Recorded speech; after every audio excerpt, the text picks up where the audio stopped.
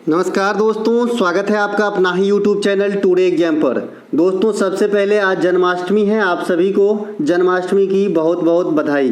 दोस्तों जैसा कि अभी हमारा 57 वीडियो वाली जो सीरीज चलाई जा रही है, इसके तहत ये नेक्स्ट वीडियो आप लोगों के लिए आज ये हमारा 52वां वीडियो है। इससे पहले हमने आपको 51 वीडियो प्रोवाइड करा दिया है, आशा करते हैं कि आप देखे ही होंगे। ये वीडियो उन बंधुओं को देखना चाहिए जिनको TCS निर्मित कोई भी एग्जाम देना है, जैसे CGL, CPO, MTS है ना, इसके CHSL जो भी एग्जाम होती है, GD, कोई भी एग्जाम जो TCS करवाते हैं वहाँ पे तो लाभदायक है ही। साथ ही दिल्ली पुलिस, इसके अलावा जो भी स्टेट गवर्नमेंट की एग्जाम होती है वहाँ भी आपको अगर GK GS की पोर्शन पूछे जाते हैं तो काफ़ी हद तक लाभ देगा। इस बात को मैं नहीं कहता, जैसे कि अभी SSC MTS का एग्जाम आपके रनिंग में है तो 4 दिनों के एग्जाम में है ना, 4 तिहाई 12 शिफ्ट में एग्जाम हुआ है।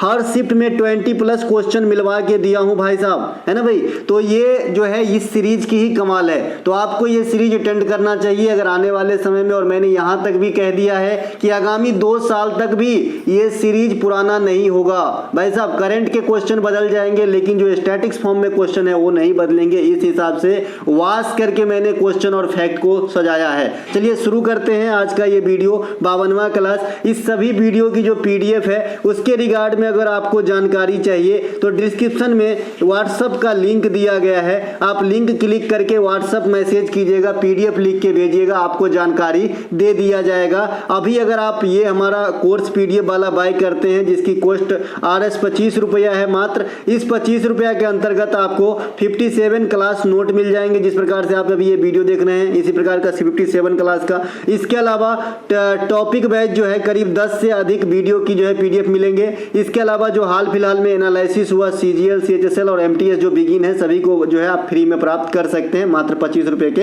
अंदर में। चलिए शुरू करते हैं। पहला जो हमारा प्रश्न है, नील बोर ने परमाणु का मॉडल, बोर मॉडल कब दिया था? When did Niels Bohr give the Bohr model of the atom? तो जो एटम के ऊपर नील्स बोर की जो मत है, जो जिसे हम बोर मॉडल कहते हैं, तो ये कब दिया था? 1913 में दिया था। बोर मॉडल ने क्या कहा था कि बोर के अनुसार क्या होती है कि जब परमाणु में जो है इलेक्ट्रॉन एक कक्षा से दूसरे कक्षा में जाते हैं तो या तो ऊर्जा को कम कर देते हैं या ऊर्जा को बढ़ा देते हैं, यानी जैसा था वैसा नहीं रहते हैं। यानी अगर एक कक्षा से दूसरे कक्षा में जा रही है या तो ऊर्जा रिलीज करेगा या फिर ऊर्जा को अवशोषण करेगा। तो इसी पर जो है बोर मॉडल ने ये सिद्धांत दिया था। बाद बाकी बोर मॉडल और भी बात कहे थे, जैसे आजकल जो आप परमाणु की कक्षा देखते हैं KLMN, तो ये कहां से देन है? तो ये बोर मॉडल का ही देन है ना, जो आज भी प्रचलन में है। अब आपसे क्वेश्चन पूछता है कि बोर मॉडल किसके परमाणु मॉडल को खंडित करता है? देखिए ऐसे क्वेश्चन एग्जाम में काफी बार आ जाती है और बड़े बड़े एग्जाम CGL वगैरह सब में भी आती है। तो नील्स बोर की जो परमाणविक मॉडल है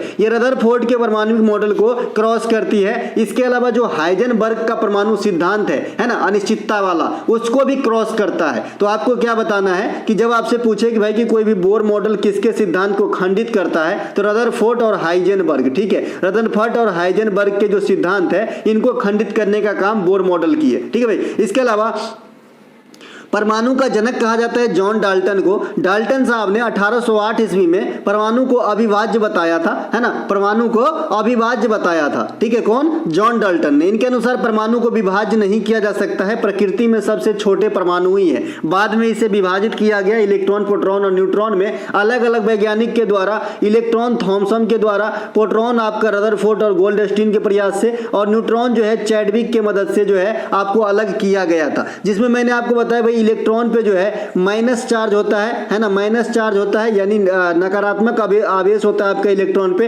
प्रोटॉन पे प्लस का चार्ज होता है और न्यूट्रॉन पे कोई चार्ज नहीं होता है। इसी से आप अल्फा बीटा गामा को रिलेट कर लेते हैं। माइनस चार्ज होता है बीटा पे, प्लस चार्ज होती है अल्फा पे, और कोई चार्ज नहीं होती गामा पे, है ना। तो इस प्रकार से आप याद रखेंगे। अब बताइए जो बच्चे सिर्फ PDF के भरोसे हैं कि आज हमने PDF खरीदा कल जाके एग्जाम दे देंगे, तो घूंटी नहीं पी लेंगे एक दिन में, क्योंकि आप इतना कवर भी नहीं कर पाओगे। और ये जो मौखिक रूप से बताया गया मोती है ये तो आप छूट जाएगा ना भाई, है ना। तो एक एक बात जो है अच्छे से मतलब सिर्फ पढ़ाना ही मकसद नहीं है भाई साहब, आपको याद भी कराना मकसद है। तो रिलेट करके मैं बताता हूं ताकि आपको ज्यादा से ज्यादा तथ्य जो है आप एक जगह स्टोर कर पाओ, रिलेट करके याद कर पाओ, ठीक है भाई। इसके अलावा बोर का मॉडल जो है ये हाइजेनबर्ग के द्वारा अनिश्चितता का सिद्धांत का उल्लंघन करता है। मैंने बता दिया रदरफोर्ड और हाइजेनबर्ग दोनों के सिद्धांत के जो है खंडित करते हैं, बोर का मॉडल क्रॉस करता है। इसके अलावा बोर ने ऊर्जा स्तर के लिए KLMN कोष के रूप में नामित किया था, जो आज भी चलता है। आपसे पूछ लेता है एग्जामिनर कभी कभी पूछ लेता है कि परमाणु के ये K वाले कक्षा में, L वाले कक्षा में, N वाले कक्षा में, N वाले कक्षा में कितने मैक्सिमम नंबर्स ऑफ इलेक्ट्रॉन्स होंगे भैया। तो आपसे अगर पूछता है कि भाई पहली कक्षा में, कभी कभी इसको पहली कक्षा नाम देता है, पहली K को कहते हैं, तो पहली कक्षा में कितने इलेक्ट्रॉन्स होंगे,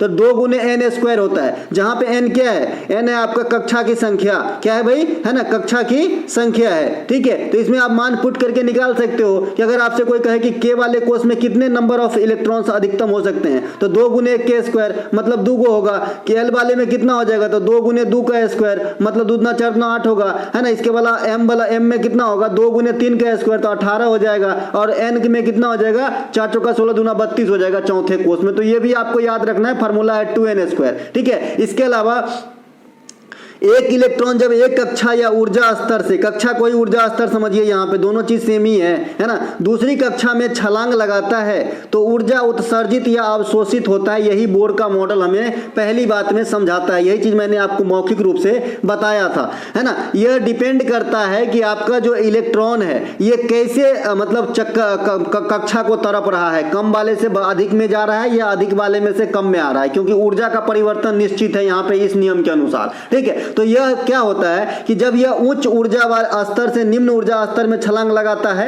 तो ऊर्जा उत्सर्जित करता है, अधिक वाले में से कम वाले में जाएगा ये उड़ के इलेक्ट्रॉन, है ना। तो ऊर्जा का जो है इसमें हमें फायदा हो जाता है, ऊर्जा मिलती है, और जब कम वाले में से अधिक वाले के तरफ छलांग लगाएंगे तो ऊर्जा लेती है। ये भी सृष्टि का भी नियम यही है, आप ऊंचाई पे चढ़ोगे तो ज्यादा एनर्जी लगता है, और आप जब ढलाई पे उतरोगे तो कम एनर्जी लगता है। मतलब जब ढलाई पे आप उतर रहे हो तो एनर्जी आप बचा के रख रहे हो, पॉजिटिव हो रहे हो, और जब कम से अधिक पर मतलब उड़ी मार रहे हो, ऊंचा पे चढ़ रहे हो तो ज्यादा एनर्जी लगा रहे हो, मतलब एनर्जी जो आपके पास है उसका अवशोषण कर रहे हो। तो यहां से भी आप इससे जो है बोर के नियम को समझ सकते हैं, प्रकृति के नियम से भी। चलिए आगे चलते हैं, अगला हमारा है पंडित रविशंकर ने किस घराने से संबंधित थे। तो पंडित रविशंकर, टू व्हिच घराना डिड पंडित रविशंकर बिलोंग्स। तो पंडित रविशंकर साहब जो हैं ये बनारस घराना से ही संबंधित है। अगर आपसे कभी बिरले क्वेश्चन ये पूछे, क्योंकि मुझे जैसा लग रहा है कि हाल फिलहाल के 3 एग्जाम से मैं पंडित रविशंकर साहब को एक अच्छा खासा स्थान बना लिया है टीसीएस के अंदर, है ना। तो पंडित रविशंकर साहब से ग्रैमी पूछ लिया, वादन यंत्र पूछ लिया, उनके ग्रैमी किस लिए मिले ये पूछ लिए, भारत रत्न की कब मिले ये पूछ लिए, ग्रैमी कब मिले ये पूछ लिए, किसके पिताजी हैं ये पूछ लिए, है ना। तो अब क्या पूछेंगे आने वाले समय में, तो आने वाले समय में इसे घराना नहीं पूछा जा सकता है क्या, एकदम पूछा जा सकता है भाई। जब एपीजे अब्दुल कलाम साहब का वाद्य यंत्र पूछा जा सकता है तो पंडित रविशंकर का घराना क्यों नहीं पूछा जा सकता है। तो ये बनारस घराने से थे। पंडित रविशंकर सितार से संबंधित है। पंडित रविशंकर ने भारत के लिए पहली बार आपका ग्रैमी अवार्ड जीते थे, आपका कब, 1968 ईस्वी में, है ना। इनके जो कृत्य थे इनका नाम था आपका वेस्ट मीट्स ईस्ट, इस प्रकार से नाम है इनके कृत्य, इन्हीं के लिए जो है इनको ग्रैमी अवार्ड दिया गया है। एक आपका जो ग्रैमी अवार्ड के अन्य विजेता हैं तन्वीसा, ये तन्वीसा भारत के प्रथम महिला जिन्होंने ग्रैमी अवार्ड अचीव की। इनके अलावा आपका विजेता ए आर रहमान साहब भी हैं। इनके अलावा अभी अभी रिकी केज को फिर से मिला है 2023 में, रिकी केज को फिर से मिला है 2023 में, है ना। इनका जो है डिवाइन टाइड्स, इनके जो है कृत्य के नाम है डिवाइन टाइड्स, है ना, किनके, रिकी केज के। तो इनके लिए मिला, इनको 2200 में मिला और 2300 में मिला, है ना, ग्रैमी अवार्ड, ध्यान रखेंगे। इसके अलावा पंडित रविशंकर साहब को 1999 में भारत रत्न से सम्मानित किया गया। म्यूजिशियन सेकंड बने थे जो भारत रत्न प्राप्त किए थे। पहला आपका एम सुब्बा लक्ष्मी मैडम थी जो कर्नाटक संगीत की महारानी कह सकते हैं। इनको पहली बार जो है आपको भारत रत्न दिया गया था म्यूजिक के सेक्टर में, ठीक है। अब रानी महारानी की बात आ गई तो ठुमरी की रानी आपसे पूछा जा सकता है। इसके अलावा पंडवानी की रानी आपसे पूछा जा सकता है। तो ये सब जरूर ध्यान रखें, आने वाले एग्जाम्स के लिए सभी कुछ बता चुका हूं। इसके अलावा और भी घराने के क्रम में आगे आए तो गंगूबाई हंगल, पंडित भीमसेन जोशी, पंडित मणिशंकर, पंडित एम वेंकटेश, ये सभी के सभी किराना घराना से संबंधित है। लेकिन पंडित एम वेंकटेश के बारे में एक चीज और ध्यान रखना है कि ये किराना घराना और बाद में ग्वालियर घराना से भी संबंधित रहे, इसीलिए यह पॉइंट मैंने अलग से लिखा है ना, कि भाई पंडित एम वेंकटेश में अगर किराना घराना बता दूं और ऑप्शन में रहे ही नहीं तो आप तो मैं झूठा साबित कर दोगे। इसीलिए यह दोनों घराना से संबंधित है, आपका किराना और ग्वालियर वॉरियर। ठीक है, पंडित जसराज साहब ये आपके मेवाती घराने से हैं, एकमात्र ऐसा गायक जिनके नाम पे जो है आपके क्षुद्र ग्रह का नाम भी रखा गया है पंडित जसराज साहब के नाम पे। इनके अलावा पंडित बिरजू महाराज ये बिंदा कालका घराना लखनऊ घराना से संबंधित है। लच्छू महाराज बनारस घराने से संबंधित है। बनारस घराने का फाउंडर जो है ये राम सहाय साहब हैं, तो इन्हें भी ध्यान रखेंगे, है ना भैया। इसके अलावा जो आपका पंडित भीमसेन जोशी हैं, इनके आपका ये पूछ लेते हैं कि ये कहाँ के रहने वाले थे, कहाँ जन्म हुए थे, तो कर्नाटक बताना है। पंडित भीमसेन जोशी को भी 2009 में भारत रत्न दिया जा चुका है, तो ये बात भी आपको ध्यान रखना है। इनके अलावा अगला हमारा आपको मैच करना है ना, कॉलम 1 से कॉलम 2 को मैच कॉलम 1 विद कॉलम 2 आपको मैं मैच करके ही देता हूं, ऐसा आप समझते ही हैं। तो झुंपा लाहिड़ी की पुस्तक द नेमसेक से मैच है। इंटरप्रेटर ऑफ मेलोडीज एक पुस्तक का नाम है, इंटरप्रेटर ऑफ मेलोडीज ये पुस्तक का नाम है ना। तो ये पुस्तक आपके झुंपा लाहिड़ी के ही हैं, तो इन्हें भी ध्यान रखेंगे। इनके अलावा किरण देसाई इंडिया पैक नामक पुस्तक किरण देसाई के हैं। किरण देसाई का प्रमुख पुस्तक द इनहेरिटेंस ऑफ लॉस है। द इनहेरिटेंस ऑफ लॉस जो है ये आपका किरण देसाई के प्रमुख पुस्तकों में से है। इनहेरिटेंस ऑफ लॉस ये पुस्तक भी ध्यान रखेंगे, काफी बार पूछा जाता है। इसके अलावा अमृता शेरगिल इनके जो पेंटिंग है यंग गर्ल्स काफी सारे अवार्ड के जो है विजेता है ये पेंटिंग। आप लोग मुझे कमेंट करके बताएंगे कि मोनालिसा के जो है कौन फॉन्ट की है मोनालिसा को जरा बताएंगे, ठीक है। इनके अलावा एनी बेसेंट की पुस्तक है the future of Indian politics, तो ये आपका एनी बेसेंट की पुस्तक है। अब आइए नीचे देखते हैं थोड़ा सा इन पुस्तकों के बारे में और ये जो आपके कैरेक्टर हैं इनके बारे में कि कौन क्या है। आइए, अमृता शेरगिल कौन है? ये आपका भारतीय मूल के हंगेरियन चित्रकार हैं। कहने का मतलब है तो ओरिजिन भारतीय, लेकिन इनका जन्म बुडापेस्ट में हुआ था। बुडापेस्ट जो है आपके हंगरी की राजधानी है ना, तो यहीं पे ये रहते हैं, इनके फैमिली है ना। तो ये जो है चित्रकला में महारत हासिल की है अमृता शेरगिल। इसके अलावा कल एक आपसे पूछा गया था पिंजर जो है अमृता प्रीतम है, तो ये भी बात ध्यान रखेंगे। इनका नाम जो है थोड़ा बहुत आपका मैच कर रहा है, तो कंफ्यूज नहीं होना है। पिंजर जो है ये अमृता प्रीतम है। अमृता शेरगिल चित्रकला से संबंधित है और ये मतलब आपका भारतीय मूल के हंगेरियन है। इनके अलावा एनी बेसेंट आयरिश लेडी है, आयरलैंड के रहने वाली है मेन, लेकिन इन्हें भारत की नागरिकता प्राप्त थी और भारत के स्वतंत्रता संग्राम में अहम योगदान दिए हैं एनी बेसेंट। कई सारे जो है आपका मूवमेंट है उनमें जो है मेन फाउंडर रहा है, मेन आदमी रहे हैं आपका कौन? Annie Besant. जैसे एनी बेसेंट भारत में होम रूल जो है गंगाधर तिलक साहब के साथ में होम रूल का मतलब संचालन की थी।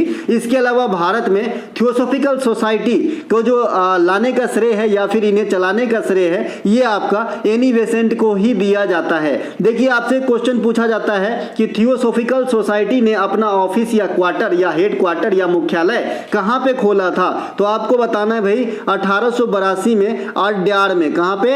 अड्यार में खोले थे। तो ये बात भी आपको ध्यान रखना है, ये भी क्वेश्चन 2 लाख बार एग्जाम में आ चुका है। इसके अलावा अगला जो एनी बेसेंट के बारे में और भी जानना है तो आइए, एनी बेसेंट जो है ये भारत में जो कांग्रेस पहले भैया अपने आप में एक अलग चीज थी। कांग्रेस जो है, कांग्रेस की जो अधिवेशन होती थी, अधिवेशन उसको सहेज के एक इंफॉर्मेशन रखा जाता था, लेकिन अब नहीं, है ना। तो ये जो अधिवेशन हुआ था कांग्रेस में, तो प्रथम बार जो महिला अध्यक्षता संभाली थी ये आपका कौन थी भाई? एनी बेसेंट थी। लेकिन अगर भारतीय महिला कहेगा तो फिर सरोजनी नायडू हो जाएगा। सरोजनी नायडू ने 1925 में आपका कांग्रेस की अधिवेशन संभाली और इस प्रकार से भारतीय जो पूर्णतः भारतीय महिला हुए और कांग्रेस के अधिवेशन को संभालने वाले हुए, और जो बाद में चल के उत्तर प्रदेश की प्रथम राज्यपाल भी बनी, महिला राज्यपाल। चलते हैं आगे। अगला हमारा भारत के 28वें लेखा महानियंत्रक के रूप में किसने पदभार संभाला है? देखिए एक तो आपका सीएजी होता है कैग और एक आपका होता है सीजीए। ये दोनों अलग अलग पोस्ट हैं। बहुत सारे जो नवीन बच्चे हैं, बुद्धरू हैं, वो दोनों को एक ही में मिला देते हैं, तो ये गलती ना करें, है ना भाई। ये दोनों अलग अलग पोस्ट होते हैं। Who has taken over as the 28th controller general of accounts of India. इनका जो अगर फुल फॉर्म की बात करेंगे तो कंट्रोलर जनरल ऑफ अकाउंट्स होता है और उनका अगर कैग का फुल फॉर्म की बात करेंगे तो comptroller and auditor general of India होता है। तो है ना झारखंड और केरला जैसे फर्क है ना, तो दोनों को अलग अलग ध्यान रखिएगा। तो अभी जो आपका सीएजी नहीं सीजीए बना है, कैग सीजीए को सीजीए ही बोलो भाई, कैग बोल सकते हैं सीएजी को, ठीक है। तो सीजीए जो बना है ये आपका एसएस दुबे साहब ने चार्ज लिए हैं। एसएस दुबे साहब जो है भारती दास मैडम को जो है आपको शिष्ट किए हैं, तो ये आप ध्यान रखेंगे एसएस दुबे। इनके अलावा ये 28वें महानियंत्रक लेखा परीक्षक है। इनका कार्य जो प्रभावी हो रहे हैं मार्च 2023 से प्रभावी हो रहे हैं। किनका स्थान लिए? भारती दास। एग्जामिनर का कोई भरोसा नहीं, आपसे स्टैटिस्टिक्स फॉर्म में थोड़ा सा पुराना करके पूछ देगा कि भारत का 27वां सीजीए कौन है, तो आपको भारती दास बताना है, ठीक है भाई। इसके अलावा भारत के वर्तमान सीएजी कौन है? तो गिरीश चंद्र मुर्मू है, जो अपने पोस्ट पे बने हुए हैं, देश के 14वें कैग हैं ये, है ना। नियंत्रक एवं महालेखा परीक्षक की जो आर्टिकल हैं ये आपके एग्जाम में काफी बार पूछे गए हैं और पूछे जाते हैं। तो जो आर्टिकल है ना उसमें 148 और 149 ये काफी इंपोर्टेंसी रखती है अपने आप में, ठीक है भाई। तो जो आपका 148 आर्टिकल है इसके तहत जो है नियंत्रक एवं महालेखा परीक्षक की नियुक्ति करते हैं कौन? भारत के राष्ट्रपति। तो ये ध्यान रखेंगे। 149 में क्या है? नियंत्रक एवं महालेखा परीक्षक की शक्तियों का विवरण है, तो इसे भी आपको ध्यान रखना है। इसके अलावा नियंत्रक एवं महालेखा परीक्षक संसद के जो लोक लेखा समिति होती है, सबसे पहले मुझे ये बताइए कि लोक लेखा समिति में कितने सदस्य होते हैं और प्राक्कलन समिति में कितने सदस्य होते हैं? तो आप कहोगे सर प्राक्कलन समिति में होते हैं आपका 30 सदस्य और इसमें सिर्फ लोकसभा के सदस्य होते हैं, इसमें राज्यसभा के सदस्य को शामिल नहीं किया जाता है। लेकिन जो लोक लेखा समिति होते हैं इसमें होते हैं जी 22 सदस्य,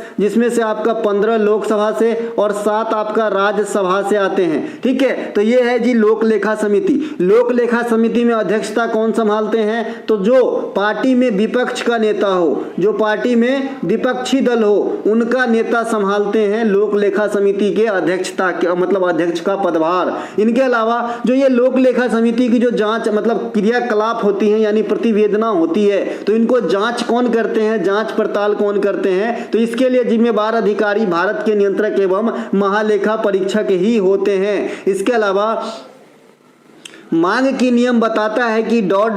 के बीच ऋणात्मक संबंध है। The law of demands state that there is a negative relationship between ... तो भाई किसी वस्तु की मांग और कीमत, किसी वस्तु की मांग और कीमत के बीच एक ऋणात्मक संबंध दर्शाता है, यानी एक बढ़ता है तो दूसरा घटता है, एक बढ़ता है तो दूसरा घटता है, ऐसे समझ लीजिए। एक घटेगा दूसरा बढ़ जाता है। इस प्रकार से आपका मांग और पूर्ति का नियम चलता है ना। ये कौन दिए थे नियम? ये भी 2 करोड़ बार आपके एग्जाम में पूछे गए हैं कि ये नियम कौन दिए थे, तो आपको बताना है अल्फ्रेड मार्शल।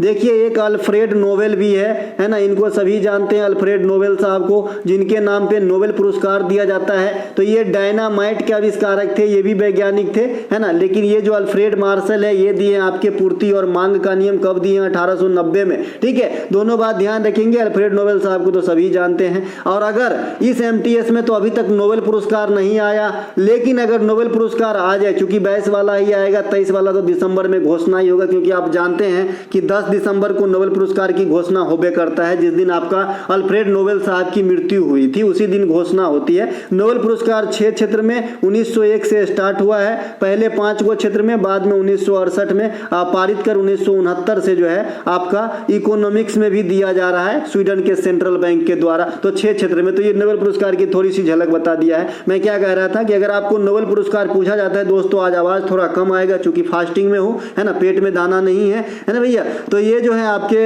जो नोबेल पुरस्कार से अगर करंट सेक्शन से पूछा जाता है तो आपको एक साहित्य से पूछा जाएगा और एक आपका चिकित्सा से पूछा जाएगा और एक आपका चिकित्सा से हो जाएगा, साहित्य से हो जाएगा और शांति से हो जाएगा। इन 3 ही सेक्टर में आपको पूछा जाएगा। तो सबसे ज्यादा इंपॉर्टेंट आपका एनी एर्नॉक्स और स्वांतो पावो आपके चिकित्सा में है, ये सबसे ज्यादा पूछे जाने की संभावना है। तो ये बात भी आपको ध्यान रखना है। इसके अलावा मैं यहाँ पे था मांग की नियम पे। तो मांग की नियम क्या होती है कि जब किसी वस्तु की कीमत बढ़ जाती है तो उसकी मांग घट जाती है, जब किसी वस्तु की कीमत घट जाती है तो मांग बढ़ जाती है, इसीलिए ऋणात्मक संबंध है ना। मांग और पूर्ति का नियम 1890 में अल्फ्रेड मार्शल ने दिया था, ये बता ही दिया। किसी वस्तुओं की कीमत, अच्छा ये बता दिए, ये वाले पॉइंट तो बता ही दिए। इसके अलावा ग्रेसम का नियम एक इकोनॉमिक्स में आता है। ग्रेसम का नियम क्या कहते हैं कि भाई जो गुड मनी है उसे धकेल देता है बैड मनी अगर आ गई प्रचलन में, तो ठीक है। तो अच्छे मुद्रा को धकेल के बाहर कर देते हैं प्रचलन से, बैड मनी, ये ग्रेसन का नियम कहता है। इसके अलावा प्रिंसिपल ऑफ पॉपुलेशन कौन दिए थे, तो माल्थस ने दिया था। माल्थस कहते हैं कि भाई जनसंख्या जो है ये तो गुणित अनुपात में बढ़ती जा रही है, लेकिन जो हमारे पास साधन है ना लेवलीहुड के,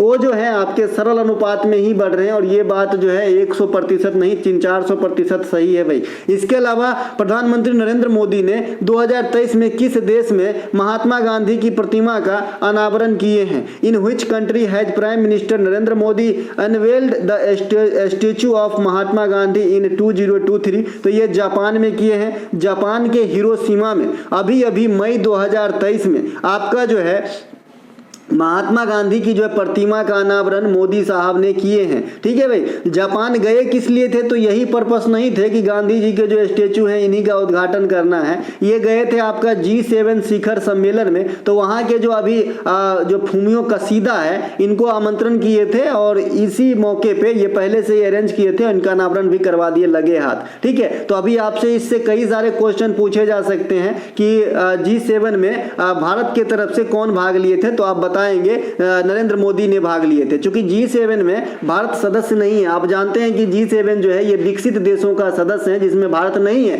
लेकिन गेस्ट के रूप में आमंत्रण किए थे जापान की सरकार ने, तो गए थे नरेंद्र मोदी हिरोशिमा। तो ध्यान रखेंगे, और वहीं पे गांधी जी के प्रतिमा का शिलान्यास मतलब क्या करते हैं अनावरण किए। इनके अलावा हाल में ही प्रधानमंत्री नरेंद्र मोदी ने संयुक्त राष्ट्र संघ के समक्ष गांधी सोलर पार्क का अनावरण भी किया। गांधी जी के 150वें जो है आपके सालगिरह के मतलब जन्म बर्थडे में, है ना, इसके अवसर पे। ठीक है। तो ये बात भी ध्यान रखेंगे कि मोदी ने गांधी सोलर पार्क का अनावरण कहाँ किया, तो यूएनओ में किया था। ठीक है। इनके अलावा चलते हैं आगे। अगला प्रश्न हमारा, प्रसिद्ध बौद्ध त्योहार सोंगक्रॉन मुख्य रूप से किस राज्य में मनाई जाती है? In which state is the famous Buddhist festival Songkran mainly celebrated? तो ये आपका अरुणाचल प्रदेश में। देखिए इंडिया में 3-4 गो ऐसे स्टेट है जहां पे बौद्ध धर्म की काफी फेस्टिवल होती है। एक तो अरुणाचल प्रदेश होती है, एक आपका हिमाचल प्रदेश होती है, इसके अलावा एक आपका लद्दाख होती है, इसके अलावा एक सिक्किम होती है। इन चारों स्टेट में ना ज्यादातर बौद्ध धर्म वाली जो भी फेस्टिवल आपके एग्जाम में पूछे जाते हैं, इन चारों स्टेट का अहम योगदान होता है, क्योंकि ये बौद्ध वाली जो फेस्टिवल होता है यहाँ पे ज्यादातर होता है। तो ऑप्शन कभी इंडिया मतलब एग्जाम में अगर आपको याद न रहे और बौद्ध लिखा है त्योहार में, इन चारों में से कोई एक के है तो उसी को मार के आइएगा, आंसर सही हो जाएगा। ठीक है भाई। इसके अलावा लद्दाख में मनाए जाने वाली जो त्योहार है ये कौन कौन से हैं, तो स्पुतनिक गेस्टर ये काफी इंपॉर्टेंट त्योहार है वहां का। हेमिस फेस्टिवल, लोसार फेस्टिवल, ये सब लद्दाख में मनाए जाते हैं। ठीक है। इसके अलावा जो ये हेमिस है ये नेशनल पार्क भी है, इन्हें भी ध्यान रखेंगे। और इंडिया में एरिया के हिसाब से ये सबसे बड़ा नेशनल पार्क है आपका कौन, हेमिस। तो ये बात भी ध्यान रखेंगे। मैंने आपको नेशनल पार्क, वन्य जीव अभयारण्य और टाइगर रिजर्व में जो है फर्क तो बता दिया हो ना, है ना भाई, है ना। नेशनल पार्क सभी जो वन्य जीव अभयारण्य जो है सभी पार्क वन्य जीव अभयारण्य है। ठीक है। अगर उससे थोड़ा हाई क्वालिटी सर्टिफिकेट प्रदान कर दिया तो नेशनल पार्क हो गया, और उससे भी ज्यादा टाइगर की जो है आदर्श स्थिति पाई जाती है भरण पोषण के लिए तो टाइगर रिजर्व का दर्जा दिया जाता है। ठीक है। तो उसी प्रकार से अगर सबसे बड़ी नेशनल पार्क अगर आपसे पूछे तो हेमिस को बताना क्षेत्रफल के हिसाब से भैया, है ना।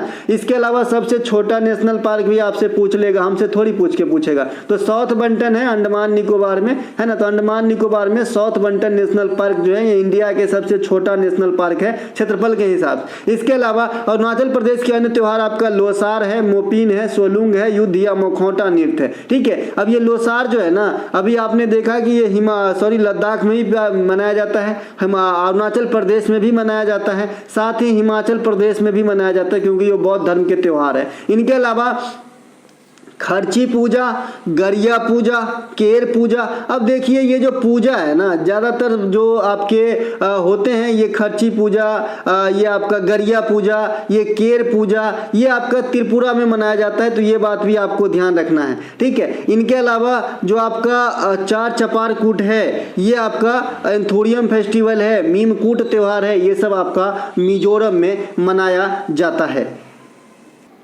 हाँ, अगला प्रश्न है हमारा, गुजरात में कडना बांध किस नदी पर स्थित है?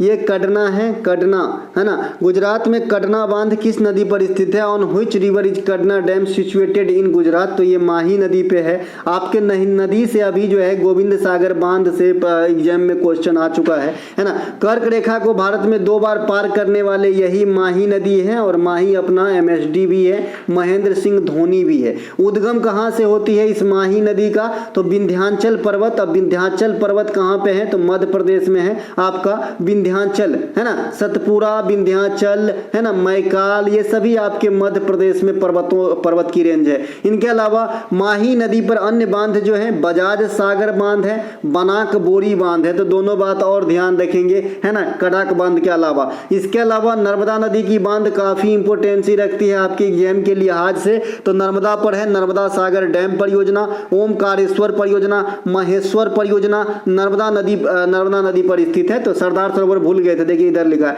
तो ये सभी के सभी नर्मदा पे हैं। नर्मदा अपने आप में जो अच्छा खासा स्थान रखे कम्पिटेटिव वर्ल्ड में भैया। ये जो है आपके MP के मैकाल रेंज के अमरकंटक चोटी से निकल के पश्चिम दिशा में फॉलो होकर अरब सागर में गिरती है, और अरब सागर में गिरने वाली प्रायद्वीपीय भारत पेनिनसुलर इंडिया की सबसे बड़ी नदी है। इनके अलावा नर्मदा को MP का जीवन रेखा कहा जाता है। नर्मदा नदी पर स्थित प्रसिद्ध धुआंधार जलप्रपात जो जबलपुर भेड़ाघाट मध्य प्रदेश में स्थित है। इसके अलावा काकरापारा, उकाई, ताप्ती, है ना, काकरापारा, उकाई, ये सब किस पे है? ताप्ती नदी पे। जायकेवाड़ी परियोजना किस नदी पे? गोदावरी नदी पे, ध्यान रखेंगे। इनके अलावा राज्य में वित्त आयोग का गठन संविधान के किस अनुच्छेद के अनुसार की जाती है? According to which article of the constitution the state finance commission is formed? देखिए, एक तो आपने 280 के थ्रू जो है आना केंद्र में वित्त आयोग का गठन करवाते हैं प्रेसिडेंट महोदय के द्वारा, और एक आपका 243 आय है। देखिए, मैंने जो भी ग्रुप ऑफ आर्टिकल्स हैं 19 हैं,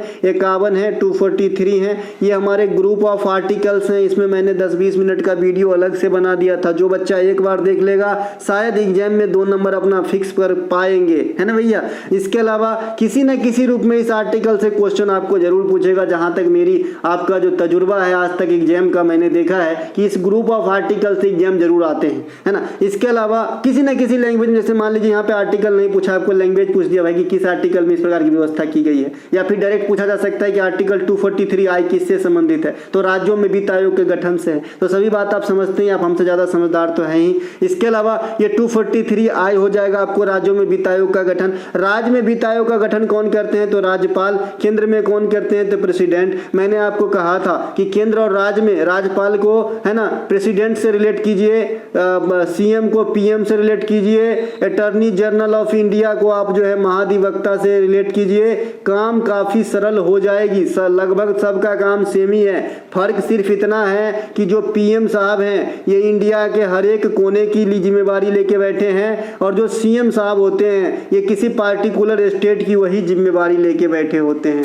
तो जो प्रेसिडेंट हैं ये पूरे देश के जिम्मेवारी लेके बैठे हैं। वही जिम्मेवारी राज्यपाल साहब यानी गवर्नर साहब उस राज्य के लिहाज से लेके बैठे हैं। जो आपका अटॉर्नी जनरल ऑफ इंडिया महान्यायवादी है वो पूरे इंडिया का विधिक अधिकारी है। यही बात किसी पार्टिकुलर राज्य में महाधिवक्ता उस राज्य का सबसे बड़ा विधिक अधिकारी होता है। तो ऐसे आप रिलेट कर सकते हैं चीजों को। तो सिंपल सी बात है, राज्य में राष्ट्रपति के पावर में राज्यपाल होते हैं, इसीलिए जो वित्त आयोग की गठन है वो राष्ट्रपति करते हैं, तो राज्य के अंदर राज्यपाल करता होगा। भैया ये है रिलेशन विधि, रिलेशन स्थापित करके चीजों को याद रखना, इससे जो है आपको लॉन्ग टर्म फायदा मिलेगी। इसके अलावा अनुच्छेद 280 के तहत वित्त आयोग की गठन होती है। 73वां संविधान संशोधन 1992 आपको याद होगा, ये सिर्फ अधिनियम आया था, लेकिन ये जो पूर्णतः लागू हुआ ये 1993 में हुआ है। 1 लाख बार एग्जाम में आया हुआ है और 2 करोड़ बार बच्चे ने गलत करके आया इस क्वेश्चन को, है ना। उनको लगता है 1992 मार दो, लेकिन क्वेश्चन की लैंग्वेज पढ़ना।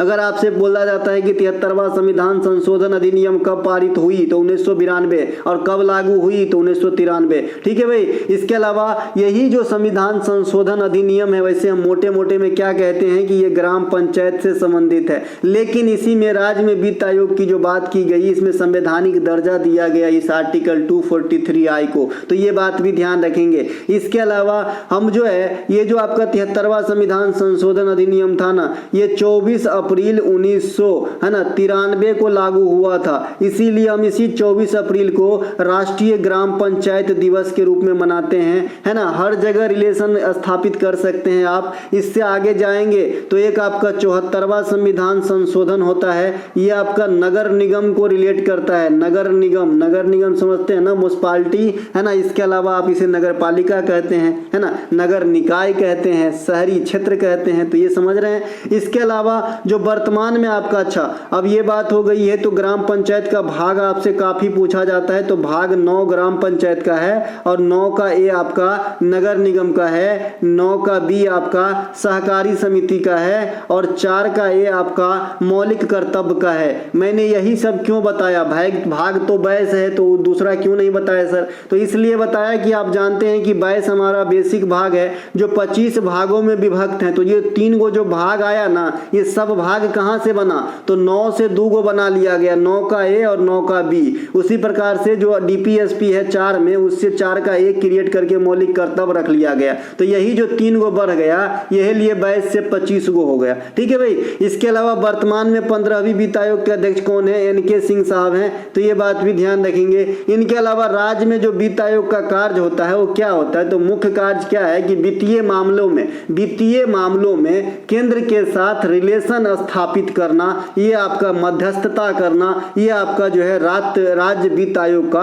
परम कर्तव्य है। इसी प्रकार से आपने सुना होगा कि राज्य में एक चुनाव आयोग होता है ना, तो राज्य चुनाव आयोग जो है यही आपका म्युनिसिपैलिटी और ग्राम पंचायत के चुनाव ही संपन्न करवाते हैं। ठीक है भाई। बल्कि विधानसभा की चुनाव उस राज्य में भी आपका जो है इंडिया का निर्वाचन आयोग के द्वारा ही कराया जाता है। 2 लाख बार बताया हूं, है ना। इसके अलावा सैफ चैंपियनशिप 2023 का फाइनल मैच किस स्टेडियम में हुआ था? In which stadium was the final match of Saif championship 2023 held? तो सैफ 2023 ये बेंगलुरु में हुआ, फाइनल मैच आपका श्री कांति राव स्टेडियम बेंगलुरु में हुआ था। देखिए फाइनल मैच से काफी क्वेश्चन आ रहे हैं। इसके अलावा सैफ चैंपियनशिप 2023 का आयोजन बेंगलुरु में किया गया, विजेता रहा आपका भारत और उप विजेता रहा आपका कुवैत, है ना। इस टाइटल के साथ जो है भारत अपनी 9वीं टाइटल जो है ले लिया है सैफ, है ना। सैफ प्रतियोगिता का यह 9वां टाइटल था भारत का। याद है अभी आपसे पूछा गया था CHSL में कि ICC under 90 world cup 2022 Bharat ने जीता, भारत का ये कैमा टाइटल था, तो आपको आंसर देना था 5वां टाइटल था। ठीक है भाई। तो ये सब ध्यान रखेंगे। फीफा वर्ल्ड कप 2023 के विजेता जो है, अच्छा ये महिला वाला होगा, महिला फीफा वर्ल्ड कप 2023 अभी हुआ है, इसके विजेता स्पेन रहा है और उप विजेता इंग्लैंड रहा है, और ये प्रतियोगिता ऑस्ट्रेलिया और न्यूजीलैंड में हुआ है और फाइनल मैच ऑस्ट्रेलिया में हुआ है। ये डाटा नीचे वाला जरूर याद रखें, यहाँ से क्वेश्चन दगेंगे एग्जाम में, काला जवान वाला हूं मैं, है ना भाई, आएंगे क्वेश्चन। इसके अलावा फीफा अंडर 70 वर्ल्ड कप 2023 का आयोजन कहाँ पे होना है, तो इंडोनेशिया में होना है। आपको पता है कि अंडर 20 फीफा जो है ये भी आपका इंडोनेशिया में ही होना था 2023 के अंदर, लेकिन कई दिक्कतों के कारण इंडोनेशिया में इसकी प्लान कैंसिल करके यही अंडर 20 फीफा जो है ये आपका कहाँ पे करवाया गया, तो ये आपका फीफा के विजेता करंट होल्डर अर्जेंटीना में करवाया गया, है ना। ये अलग क्वेश्चन है भाई, है ना, देख लीजिए इसको भी, ये भी पूछा जा सकता है। फीफा अंडर 20 वर्ल्ड कप 2023 ये आपके अर्जेंटीना में हुए, यहाँ पे विजेता उरुग्वे रहे। कौन रहे? उरुग्वे। आप जानते हैं ना कि फीफा के प्रथम विजेता भी उरुग्वे ही हैं, लेकिन मेन वाला फीफा ये अंडर 20 के विजेता इस बार के उरुग्वे ही बने हैं, जो पहला विजेता बने हैं अंडर 20 वाला। ठीक है भाई। तो ये बात ध्यान रखेंगे। अब आ जाता है फीफा अंडर 17 वर्ल्ड कप 2023, ये इंडोनेशिया में होगी, है ना। इनके अलावा भारत में किस मौसमी परिवर्तन को परिवर्तनीय मानसून भी कहा जाता है? Which seasonal change in India is also called variable monsoon? तो जो वेरिएबल मानसून कहते हैं हम इंडिया में, ये मानसून की वापसी को कहते हैं, मानसून की वापसी को कहते हैं। आप लोगों को पता है ना कि मानसून जो है ये अरबी भाषा का शब्द है, जिसका अर्थ होता है कि मौसमों में परिवर्तनों के कारण हवा के दिशाओं में परिवर्तन। इस प्रकार से इसका शाब्दिक अर्थ निकल जाएगा मानसून का, जो अरबी शब्द से लिया गया है, अरबी शब्द है। इसके अलावा जो मानसून में क्या होती है कि पवनों की दिशा ऋतु परिवर्तन के कारण बनता, मतलब पवनों की दिशा ऋतु परिवर्तन का कारण बनता है, राइट है ना, ये आपका मानसून है भाई। इसके अलावा मुख्यतः भारत में मानसून जो है अरब सागर से भारत के दक्षिण पश्चिम तट पर आने वाली हवाओं को कहते हैं, है ना। इसके अलावा शीत मतलब मानसून अलग हो जाएंगे, ग्रीष्म वाला मानसून अलग हो जाएगा, उसमें हवाओं का दिशा अलग अलग होता है, जो आगे बात करते हैं। भारत में मानसून की वापसी जो है, ये काल है, जो ये प्रश्न है, जो बेस है इस प्रश्न का, ये आपका अक्टूबर महीना में स्टार्ट होता है, जो लगभग जनवरी तक चलता है, यानी 3 महीना फुल फ्लेज में मानसून के जो है रिटर्निंग वाली पीरियड चलती है इंडिया के अंदर। भारत में शीत ऋतु में हवाएं जो है ये आपके उत्तर पूर्व से दक्षिण पश्चिम की तरफ चलते हैं। जरा ध्यान रखेंगे, ये क्वेश्चन कई दफा आपके एग्जाम में कथन के रूप में पूछा जा चुका है टीसीएस के द्वारा भाई, है ना। तो एक भी पॉइंट जो है नगारा नहीं है कि कुछ भी ना, चलो इग्नोर करो, भगा दो वीडियो को, ऐसा नहीं। एक एक पॉइंट आपके मॉनिटर में छपने वाली क्वेश्चन ही होती है, और आपको मैंने बता रखा है कि point two point extra fact देता हूं, जैसा कि आप जानते हैं। तो इसमें काटने छाटने की जरूरत नहीं होती है, जो लफ्ज पर होगा ना उसमें क्वेश्चन आंसर छुपा हुआ है, ठीक है भाई। तो यहाँ पे भारत में शीत ऋतु में हवाएं किस दिशा में चलती है, ये यहाँ पे क्वेश्चन छुपा है। तो इसका आंसर क्या है, भारत में शीत ऋतु में हवाएं जो है ये उत्तर पूर्व से दक्षिण पश्चिम दिशा में चलती है। उत्तर पूर्व और दक्षिण पश्चिम, जो बच्चे आज ही तैयारी करने आए हैं सबसे पहले दिशा का ज्ञान ले ले, क्योंकि रीजनिंग में यहाँ से काफी सारे सवाल आपको सॉल्व करने के लिए जो है इजी होगा। उत्तर पूर्व क्या होता है, देखिए ये नॉर्थ है और ये ईस्ट है, तो ये बीच वाला एरिया इसे उत्तर पूर्व कहते हैं। दक्षिण पश्चिम क्या कहते हैं, तो ये आपका हो गया दक्षिण जी, ये हो गया पश्चिम जी, तो ये वाला हो जाएगा आपका जो दक्षिण पश्चिम। तो इस प्रकार से ये उत्तर पश्चिम हो जाएगा, ये आपका उत्तर दक्षिण पूर्व हो जाएगा ये वाला। तो इस प्रकार से, है ना, इसे हम 8 भागों में डिवाइड कर लेते हैं, और ये बता ही दूं, थोड़ा रीजनिंग की भी गुरुजी बन जाए। ये देखिए, ये जो अगर मैंने 4 और बढ़ा दिया ना, तो ये कोण जो है अपने आप में 45 डिग्री की हो जाती है। आप सभी को जोड़ेंगे 360 हो जाएगा। तो कभी कभी आपने रीजनिंग में देखा होगा कि राम जो है अपने घर से 45 मीटर पूर्व में घूमा, उसका घर दक्षिण में है, फिर जो है 90 डिग्री इधर घूम गए, फिर 135 इधर घूम गए। तो कंफ्यूज नहीं होना भाई कि डिग्री को कहां से रिलेट करूं, वो तो आप हमसे ज्यादा जानते ही अच्छे। इसके अलावा जो आपका मैंने बताई दिया, इसके उल्टा आपका ग्रीष्म ऋतु में क्या होता है कि हवाएं जो हैं ये दक्षिण पश्चिम से उत्तर पूर्व की ओर गमन करने लगती है। इसके अलावा भारत में मानसून संबंधी पूर्वानुमान कौन लगाता है, तो आईएमडी लगाता है, आईएमडी लगाता है। इसके अलावा बैरोमीटर से भी वायुमंडलीय दाब को माप के आप जो है मानसून आने वाले समय का पता लगा सकते हैं। मानसून नहीं मतलब मौसम का पता लगा सकते हैं भाई। मौसम मतलब क्षणिक, आजकल जो चल रही है वो, मानसून मतलब एक पीरियड होती है, ठीक है भाई, मतलब एक बढ़िया चलती है कि भाई अभी जो है ये वाली समय है, मतलब ऋतु, माफ कीजिएगा मानसून नहीं, ऋतु एक पीरियड होती है। और मौसम कहेंगे तो हम सिर्फ जो आजकल चल रहा है ना वो मौसम, जैसे आज वर्षा हो गई तो आज मौसम खराब है ना, अब ऐसा नहीं कि आज ऋतु खराब है, ठीक है। इसके अलावा मुस्लिम लीग और कांग्रेस किस अधिवेशन में एक हो गए थे, है ना, in which session of the Congress did the Muslim league and the Congress unit, है ना। तो ये जो आपके एक हो गए ना, ये आपका 1916 लखनऊ अधिवेशन में हुए थे। कांग्रेस की इस अधिवेशन की अध्यक्षता जो किए थे, ये आपका अंबिका चरण मजुमदार किए थे 1916 वाला का। अब हम कांग्रेस को थोड़ा सा पहले से आ जाते हैं, क्योंकि कल आपसे पूछा गया था कि किस अधिवेशन में कांग्रेस ने स्वराज शब्द का इस्तेमाल किया था। मैंने पहले ही बता रखा था, स्वराज और पूर्ण स्वतंत्रता। मैंने इसका एग्जाम्पल भी देके बताया था कि चावल घर में रहना और भात बनाना दोनों में बहुत फर्क है। तो स्वराज का इस्तेमाल या प्रयोग किया गया कोलकाता के 1906 अधिवेशन दादा भाई नौरोजी के द्वारा, लेकिन स्वतंत्रता की मांग की गई 1929 लाहौर अधिवेशन पंडित जवाहरलाल नेहरू के द्वारा। तो इस प्रकार से याद रखिए। तो कांग्रेस के प्रथम अधिवेशन की अध्यक्षता व्योमेश चंद्र बनर्जी ने 1885 में बंबई के अंदर किए थे। इस पर में जो है 72 प्रतिनिधि ने भाग लिया था। इनके अलावा कांग्रेस के प्रथम मुस्लिम अध्यक्ष जो है बदरुद्दीन तैयबजी 3rd अधिवेशन की अध्यक्षता मद्रास में संभाले थे 87 में।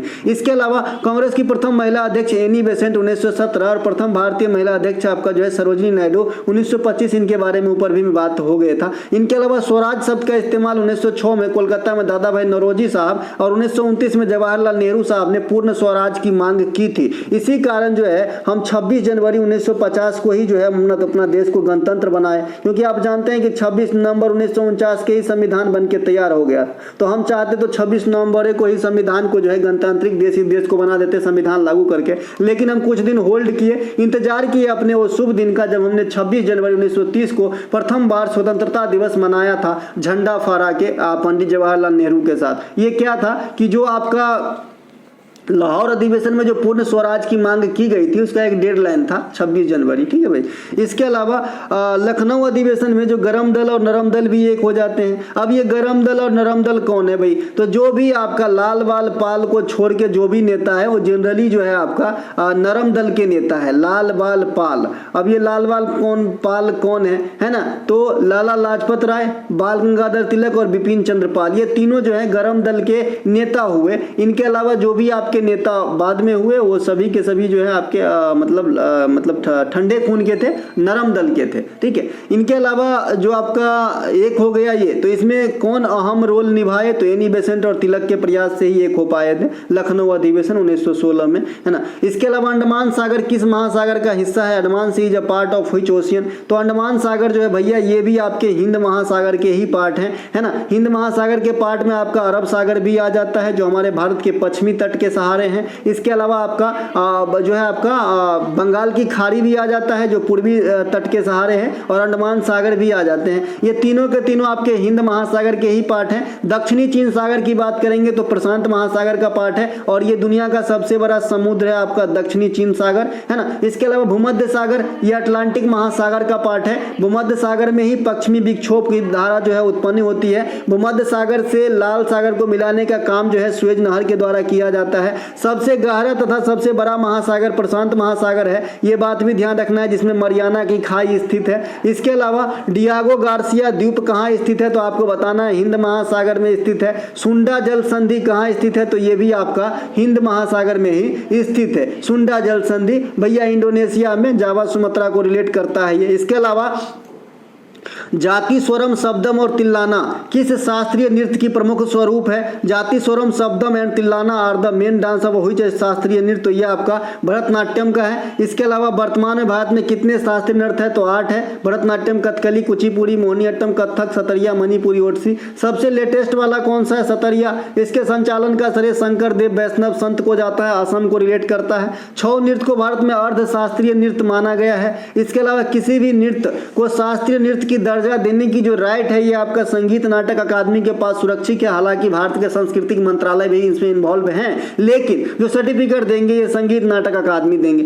भरतनाट्यम के अंग जो है आपका अभंग, त्रिभंग, सभंग है, ये 3 पार्ट होते हैं। मोहिनीअट्टम में सिर्फ महिलाएं भाग लेती है, इसे जादूगरनी का नृत्य कहा जाता है। मोहिनीअट्टम में भगवान विष्णु की पूजा होती है। मणिपुरी में आपका भगवान राधा कृष्ण की पूजा होती है। और सभी नृत्य के कैरेक्टर को पहचानने के लिए मैंने आपको सरनेम बता ही दिया है कि महाराज रहे तो कथक, रेड्डी रहे तो आपको कुचिपुड़ी, है ना, सिंह या झावेरी रहे तो मणिपुर, इसके अलावा महापात्रा रहे तो आपको ओडिसी, इसके अलावा बोरबयान रहे, गोस्वामी रहे, है ना। तो ये सब आपको जाना है सतरिया के अंदर, है ना। तो ये सब ध्यान रखेंगे। इसके अलावा बौद्ध मठ को, किस बौद्ध मठ को हिमालय का अजंता के रूप में जाना जाता है? That Buddhist monastery is known as the Ajanta of the Himalaya. तो हिमालय के अजंता हम किसे कहते हैं? ताबो मठ को। किसे कहते हैं? ताबो मठ को। अब नाम से स्पष्ट है ताबो मठ कहाँ है, मैंने आपको पहले ही बता रखा है। लाहौल स्पीति एक जगह है, ये कहाँ पे है? हिमाचल प्रदेश में है, क्योंकि आपको डायरेक्ट भी पूछा जाता है कि लाहौल स्पीति कहाँ पे है, तो बहुत सारे बच्चे लद्दाख आंसर लगा देते हैं जो गलत है।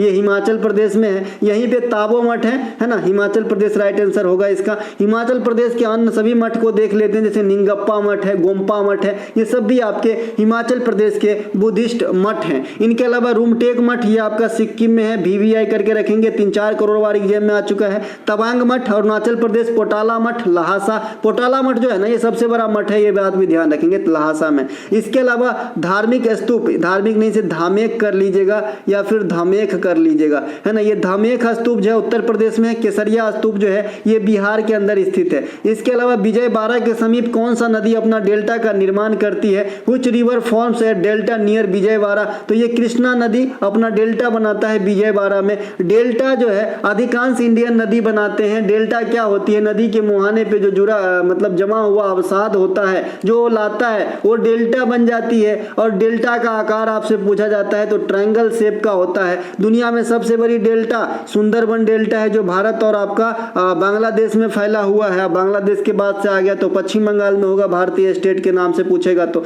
इसके अलावा कृष्णा नदी का उद्गम महाबलेश्वर से होती है। कृष्णा नदी महाराष्ट्र के, कर्नाटक, तेलंगाना, आंध्र प्रदेश और आपका जो है महाराष्ट्र, कर्नाटक, तेलंगाना, आंध्र प्रदेश, ये 4 स्टेट से होकर फॉलो होती है। और ये कहाँ पे गिरती है? तो आपका बंगाल की खाड़ी में गिरती है। बंगाल की खाड़ी में गिरने वाला नदी जो है समगोका है, स्वर्णरेखा है, महानदी है, कृष्णा है, कावेरी है ना, और आपका जो है स्वर्णरेखा है, गंगा है, ये सभी के सभी आपके जो है बंगाल की खाड़ी में गिरते हैं। नर्मदा है, ताप्ती है, ये सब कहाँ पे गिरते हैं? तो ये सब अरब सागर में गिरते हैं। इसके अलावा प्रमुख सहायक नदियाँ कौन कौन से हैं कृष्णा के? तो तुंगभद्रा है, घाट प्रभा है, माल प्रभा है, ये सब ध्यान रखेंगे। कहाँ से निकलते हैं? तो महाबलेश्वर, महाराष्ट्र से। और ये प्रायद्वीपीय भारत की सेकेंड सबसे लार्जेस्ट नदी भी है। पहला गोदावरी है और तीसरा प्रायद्वीपीय भारत की सबसे बड़ी नदी आपका महानदी है। इसके अलावा मई 2023 में किस फुटबॉल क्लब ने लगातार तीसरी बार EPL इंग्लैंड प्रीमियर लीग का खिताब जीतने वाले टीम बन गए? Which football club became the team of win the EPL Premier League title for the third time of a row in मई 2023? तो भाई ये जो है आपके मैनचेस्टर सिटी है, ये लगातार 3 बार जो है आपका EPL जीत चुके हैं। इंग्लैंड प्रीमियर लीग का खिताब तीसरी बार अपने नाम मैनचेस्टर सिटी ने किया है, आर्सेनल को हरा के। इसके अलावा फीफा 2022 अर्जेंटीना विजेता रहे थे, उपविजेता फ्रांस रहे थे। आगामी फीफा 26 में अमेरिका, मेक्सिको और कनाडा में होगी, ये बात भी ध्यान रखेंगे। इनके अलावा मेंडेलीव की आवर्त सारणी में 150वां वर्षगांठ कब मनाया? When was Mendeleev periodic table celebrated 150 anniversary? तो ये आपका 2019 में मनाया है, क्योंकि आप जानते हैं कि मेंडेलीव की जो आवर्त सारणी है 1869 में बनके तैयार हुआ था। तो आप जोड़ लीजिएगा, ये 150 वर्ष हो जाएगा 2019 में। इसे आधुनिक आवर्त सारणी का जनक भी कहते हैं। हालांकि आधुनिक आवर्त सारणी का पिता मोस्ले को भी कहा जाता है, लेकिन ये आधुनिक मत ही था आपका मेंडेलीव का। लेकिन ड्रॉबैक क्या था? ये आप जो है द्रव्यमान के अनुसार सजाए थे और सब मतलब इसके आवर्त सारणी में जो है जगह कम था, कम तत्वों को स्थान दिया गया था, मात्र 63 तत्वों को ही स्थान दिया गया था। बिकॉज जो आपका समूह है वो जो है इनके आवर्त सारणी में 9 ही रखे गए थे, ठीक है। लेकिन जो थॉट है ये आधुनिक आवर्त सारणी के अनुसार ही इसका भी था। इसके अलावा एक लोथर मेयर नाम के व्यक्ति थे जो भी आवर्त सारणी पे काम किए थे और मेंडेलीव से पहले ही आवर्त सारणी तैयार कर लिए थे, लेकिन उसका आवर्त सारणी जो है आपका प्रकाशित नहीं हो पाया, है ना, किसी कारणवश से, है ना। जिनको क्रेडिट मिलना होता है उन्हीं को मिलता है भाई। इसके अलावा वर्तमान आधुनिक आवर्त सारणी का स्वरूप किसके हैं? मोस्ले का, जो हम आजकल हम जो पढ़ते हैं। इसके अलावा आजकल के जो आवर्त सारणी है उसी को आपको रीड करना है। तो आधुनिक आवर्त सारणी में 7 आवर्त और 18 वर्ग हैं, इसमें 118 तत्व हैं, है ना। जबकि पुराने वाले में जो मेंडेलीव का था उसमें 7 गो आवर्त था, 9 गो वर्ग था और 63 गो तत्व था, ठीक है। अब आधुनिक आवर्त सारणी के जो वर्ग हैं उनको याद रखना आपका परम कर्तव्य है। समूह 1 को जो है अल्कलाइन मेटल कहा जाता है, समूह 2 को अल्कलाइन अर्थ मेटल कहा जाता है, क्षारीय पृथ्वी धातु। समूह 3 से 12 को डी ब्लॉक एलिमेंट्स कहा जाता है। समूह 13 में पहला तत्व आपका बोरोन आएगा तो इसका नाम भी बोरोन समूह है। समूह 14 का पहला तत्व कार्बन आएगा तो इसका नाम भी कार्बन समूह है। समूह 15 का पहला तत्व नाइट्रोजन है तो नाइट्रोजन ग्रुप इसका नाम दे दिया गया है। समूह 16 का पहला तत्व ऑक्सीजन है, लेकिन इसका नाम केल्कन्स भी है, ठीक है, केल्कन्स। इसके अलावा समूह 17 को हेलोजन कहते हैं। समूह 18 को इनर्ट गैस, सक्रिय गैस या नोबेल गैस को रखा गया है। इस प्रकार से आप समूह याद कर सकते हैं। एक आपका ऑक्टेन का नियम न्यूलैंडस ने 1865 में दिए थे। इनके अनुसार हर 8वां चीज का गुणधर्म मिलता जुलता है पिछले पहला वाले से, तो ये बात भी ध्यान रखेंगे। निम्नलिखित में से ला नीनो का कौन सा कथन सही है? Which of the following statement is correct regarding La Nina? तो समुद्री सतह पे वायुमंडलीय दाब बढ़ जाता है ला नीनो में, आल नीनो में क्या होता है? घट जाता है, ठीक है। ला नीनो की स्थिति तब होती है जब समुद्री सतह पर जो है उच्च वायुमंडलीय दाब केंद्र होता है। ला नीनो में क्या होता है? जल ठंडा हो जाता है। यह कहाँ पे आता है? प्रशांत महासागर में आता है। इसके अलावा अल नीनो क्या होता है? समुद्री सतह पे निम्न दाब का केंद्र बनाता है। इसमें जल क्या हो जाती है? गर्म हो जाती है। यह भी प्रशांत महासागर में ही आती है ना। प्रमुख जो पश्चिमी विक्षोभ की घटना है ये भूमध्य सागर में आती है, जो भारत को प्रभावित करती है और शीतकाल में वर्षा कराती है उत्तर पश्चिम भारत, पंजाब, हरियाणा वगैरह में। अगर आपसे कोई पूछे कि ला नीनो और अल नीनो में ज्यादा दिन तक यानी ज्यादा ड्यूरेबल कौन होता है, तो आपको बताना है ला नीनो।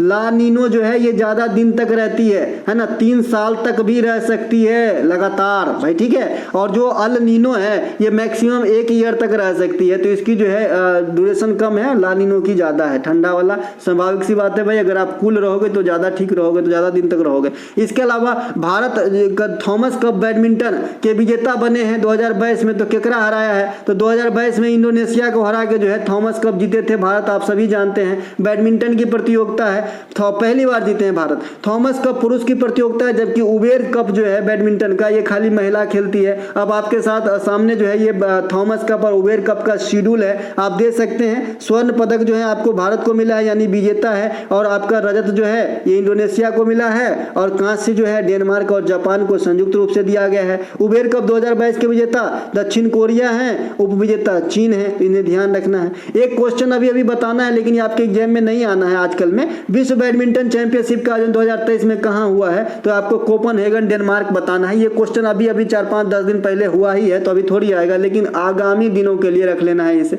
तो दोस्तों ये थे आज के प्रैक्टिस सेट का वीडियो। अगर आपको अच्छा लगा हो तो अपने दोस्तों में शेयर जरूर कीजिएगा, और ये पीडीएफ के रिगार्ड में बात करना है, डिस्क्रिप्शन में एक लिंक दिया है, 4 पीडीएफ लिखा है, आप क्लिक करेंगे आपको व्हाट्सएप पे रिडायरेक्ट करेगा। व्हाट्सएप पे आपको कुछ भी हाई या फिर पीडीएफ लिख के भेजना है, आपको जानकारी दे दी जाएगी। मिलेंगे अगले वीडियो में। जय हिंद दोस्तों। कल जिनका भी एग्जाम है दिल्ली आदि क्षेत्र में, उनको हमारे तरफ से बेस्ट ऑफ लक और जय श्री कृष्ण।